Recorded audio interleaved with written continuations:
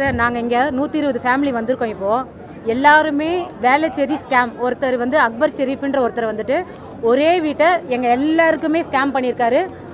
15 லட்சம் 10 லட்சம் 8 லட்சம் இந்த மாதிரி வேரியேஷனில் அமௌண்ட் வேரியேஷனில் நாங்கள் எல்லாருமே வந்து இதில் பாதிக்கப்பட்டிருக்கோம். ஒரு ஃபேமிலியும் கஷ்டப்படுற ஃபேமிலி தான் சார் எல்லாருமே.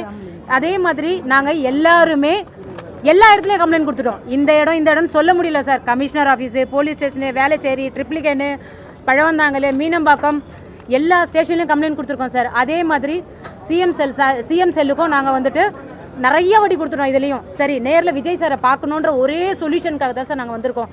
எல்லா இடத்துலையும் கொடுத்து கம்ப்ளைண்ட் வந்து எங்களுக்கு வந்துட்டு அடுத்து வருமா, ஒரு வாரம் பிடிச்சிக்கோங்க, கமிஷன் ஆஃபீஸ் இங்கே இன்னைக்கு முடியும், நாளைக்கு முடியும், 2 நாளில் வாங்க, இதே ரீசன் எங்களாலையும் பொறுக்க முடியல சார். 1.5 மாதமாக இந்த விஷயத்துக்காக நாங்கள் ரொம்ப கஷ்டப்பட்டுட்டு இன்னைக்கு வாழ்க்கை போராட்டம். நிறைய பேர் வீடு இல்லாமல் இருக்காங்க சார். மொத்தத்தில் வீடே இல்லை, நிறைய பேர் அந்த நிலைமையில் இருக்கிறாங்க. இப்போ வந்து எங்களுக்கு விஜய் சாரை பார்க்க விட்டிங்கன்னா எங்களோட கருத்தை வந்து அவர்கிட்ட சொல்லிவிட்டு அவர் எங்களுக்காக ஒரு ஸ்டெப் எடுத்து எங்களோட அமௌண்ட் எல்லாம் ரெக்கவர் பண்ணி கொடுத்துருந்தாருன்னா எங்களுக்கு ரொம்ப சந்தோஷம் சார். இந்த ஒரே விஷயத்துக்காக தான் வந்திருக்கோம். நாங்கள் இங்கேயும் எங்களோட கம்ப்ளைண்ட்டை 2-3 வாட்டி பதிவு பண்ணியிருக்கிறோம். நாங்கள் அது இல்லாமல் ஒவ்வொருத்தரும் செப்பரேட்டாக வந்துட்டு சிஎம் செல்லுக்கு கம்ப்ளைண்ட் பண்ணியிருக்கிறாங்க. ஸோ எங்களுக்கு எந்த சொல்யூஷனும் இது வரைக்கும் வரல. எங்களுக்கு எந்தாச்சும் சொல்யூஷன் சிஎம் சார் எங்களை பார்க்க விட்டிங்கன்னா எங்களுக்கு கொஞ்சம் சந்தோஷமாக இருக்குது சார். இதுதான் ஃபஸ்ட்டு எங்களோட சொல்யூஷன். எல்லாருமே அதே இதுதான். அந்த ஒரு நபர் வந்து எல்லாரையும் ஏமாற்றி 100 பேருக்கு மேலேயே ஏமாற்றிருக்காங்க. அவங்கள பிடிச்சி ஜெயிலில் போட்டு ஒன்றும் இது இல்லை. எங்களுக்கு பணம் வரணும். நாங்கள் கஷ்டப்பட்டு நாங்கள் கொடுத்த இழந்த இதை எங்களுக்கு மீட்டு தரணும் சிஎம் சார். அதுக்கு தான் நாங்கள் வந்திருக்கோம்.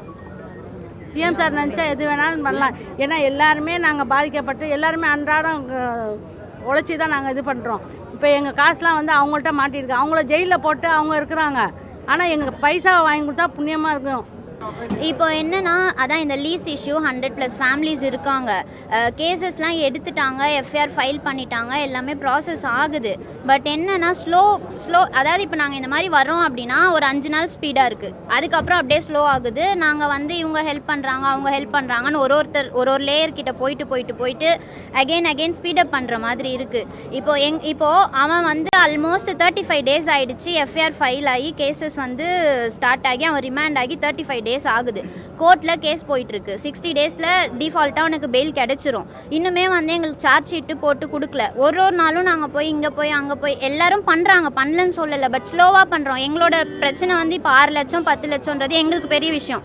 உங்களை பொறுத்த வரைக்கும் 8.5 கோடின்றது பெரிய விஷயம் கிடையாது. அதனால் நீங்கள் ஸ்லோ பண்ணுறீங்களா இல்லை என்ன பிரச்சனைன்றது எனக்கு தெரியல.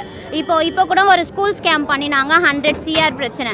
அதை டக்குன்னு ப்ராசஸ் பண்ணி முந்தானேத்து அரெஸ்ட் பண்ணிட்டாங்க, குண்டாஸ் போட்டுட்டாங்க. அப்போது 100 CRன்றது உங்களுக்கு பெரிய இஷ்யூ, 8.5 CRன்றது ஒரு சின்ன இஷ்யூன்ற மாதிரி தான் எங்களை அலையே வச்சுட்டு இருக்காங்க. ஸோ இப்போ எங்களுக்கு என்னன்னா இன்னைக்கு வந்து சிஎம் செல்லில் சிஎம் சார் வந்து பார்க்குறாருன்னு சொன்னனால தான் இத்தனை பேரும் நாங்கள் இன்னைக்கு வந்தோம். இங்கே வந்துமே அவரை பார்க்க முடியல அப்படின்ற மாதிரி தான் இருக்குது. எங்களுக்கு ஒரு சாட்டிஸ்ஃபேக்ஷன் என்னன்னா அவர் பார்த்துட்டாருன்னா கொஞ்சம் ஸ்பீடாக நடக்கும் நெக்ஸ்ட்டு அந்த மாதிரி தான் இருக்குது. முந்தானேத்தி ஹியரிங்கில் அந்த டைரெக்டாக அக்யூஸ்டு வந்து என்கிட்ட 10 கோடி சொத்து இருக்குது, நான் ஏன் ஏமாற்றணும் அப்படின்னு வாதாடுறதுலாம் எனக்கும் இந்த பிரச்சனைக்கும் சம்மந்தமே இல்லை, நான் அவன் இல்லை அப்படின்ற மாதிரி வாதாடிட்டு இருக்காங்க. இந்த மாதிரி போயிட்டு இருக்கும்போது இந்த சைடு ஸ்லோவாக இருக்குன்னா நாங்கள் என்ன பண்ண முடியும்? ஸோ இந்த மாதிரி நாங்கள் ஏதாவது எஃபர்ட்ஸ் போட்டுகிட்டே இருந்தால் தான் எங்களோட விஷயங்கள் ஸ்பீடப் ஆகும். எங்களுக்கு இப்போ என்னென்னா இதோட வியூஸ் வந்து சிஎம் சாருக்கு ரீச் ஆகுதோ அந்த மாதிரி இருந்தாலும் ஓகே. இந்த விஷயம் சீக்கிரமாக ஸ்பீடப் ஆகி சார்ஜ் ஷீட்டே எங்களுக்கு 10 டேஸ்க்குள்ளே வேணும். இதுதான் எங்களோட மெயின் இது.